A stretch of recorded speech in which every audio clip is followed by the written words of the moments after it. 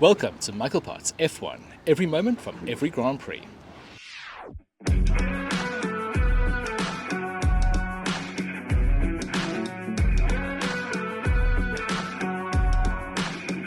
Well, that was the Emilia Romagna Grand Prix in Italy, or to give it its full title, the Formula One AWS Primo Grand Prix del Made in Italy del Emilia Romagna 2025. Bit of a mouthful. It really does take up a lot of space when I'm doing my descriptions for images. The race was won by Max Verstappen, pulling off an audacious move to get round Oscar Piastri on the first lap.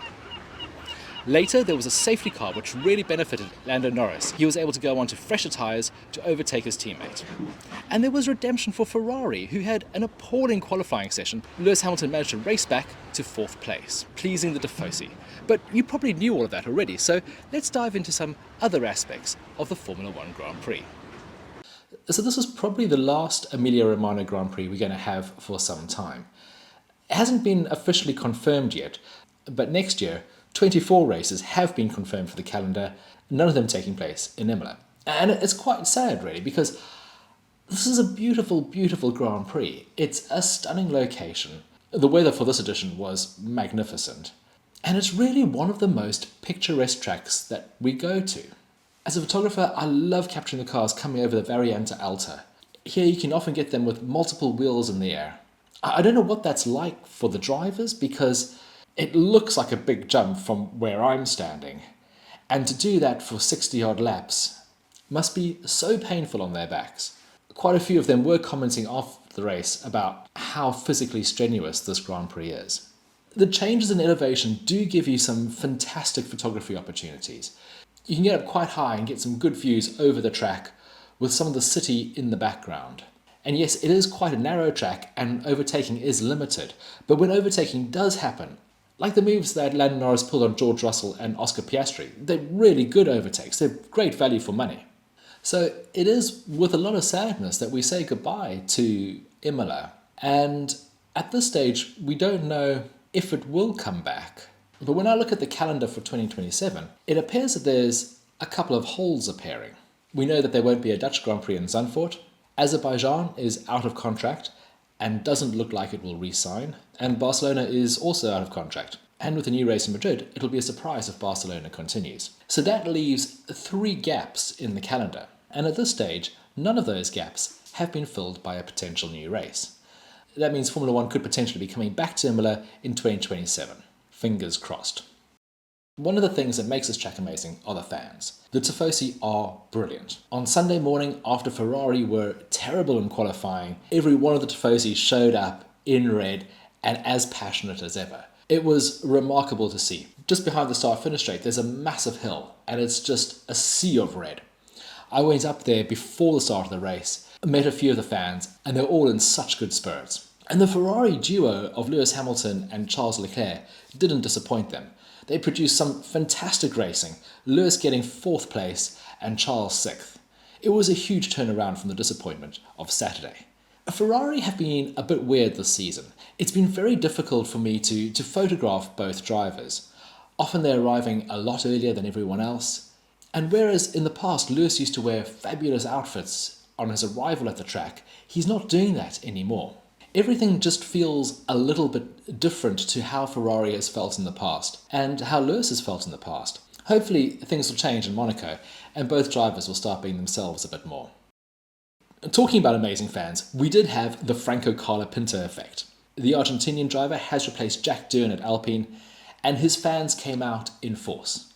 There were so many Argentinian flags, so many fans showed up to support him. It was brilliant to see. However, Franco's race weekend wasn't that good. He had a massive crash in free practice, taking a risk he probably didn't need to do because he'd already set a time good enough to qualify for Q2. One thing that I thought that was very impressive from Franco was after his crash, I was walking through the pits quite late in the evening and I saw him in the garage with the team as they rebuilt the car. Not every driver would sit with their mechanics and give them support while they're rebuilding the car. Franco wasn't the only driver to crash. Yuki Tsunoda also had a big off. It was quite a scary crash, but luckily he walked away from it and was completely fine. It meant that he started in 20th, last place from the pit lane, but he was able to drive his way through to 10th and score a point. So he managed to turn a bad situation into something good, and it was a pretty good result for him. It still looks like he's struggling to come to terms a little bit with the Red Bull. One team that isn't struggling, though, is Williams. Williams have done an incredible job so far this year. They appear to be in complete control of 5th place in the Drivers' Championship. And Alex Albon is right now in 8th place. So he's taking a spot that you'd expect to be held by a driver from one of the top 4 teams. Williams did have a difficult year last year because they were restructuring the way they did their development. And the fruits of all of that restructuring are now being visible. They've produced a much more all-round car, and Alex is really taking advantage of this. He finished 5th, but at one point he looked like he might be able to sneak a podium. I mean, he looked really, really strong this weekend.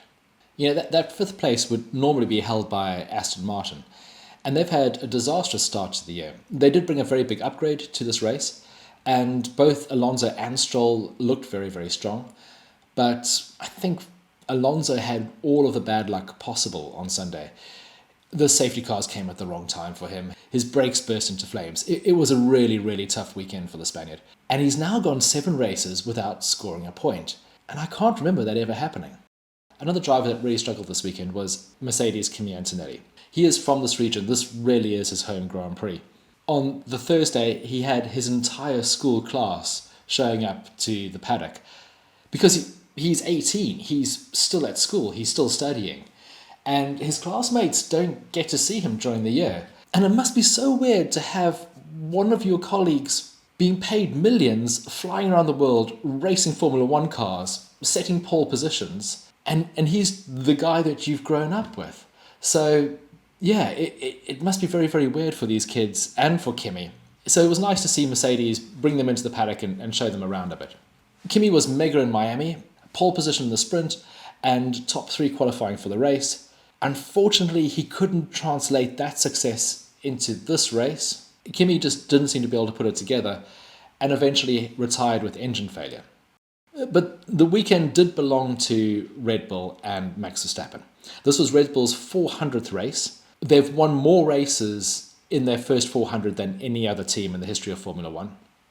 Christian Horner's been to every single one of those 400 races, which is hugely, hugely impressive.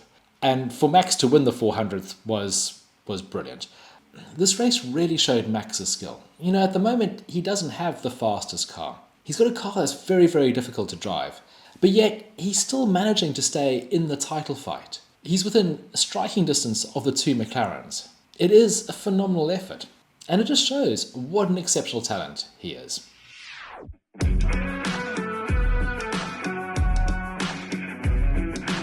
Thank you so much for joining me for this look back over the Emilia Romagna Grand Prix. I do hope you've enjoyed it. I'm here in Menton, which is a few doors down from Monaco, and I'm getting ready for the Monaco Grand Prix. If you'd like to see some more photographs from the Emilia Romagna Grand Prix, there's a link in the description below. And if you haven't yet, please do like and subscribe. It really helps me grow the channel. Until Monaco, goodbye.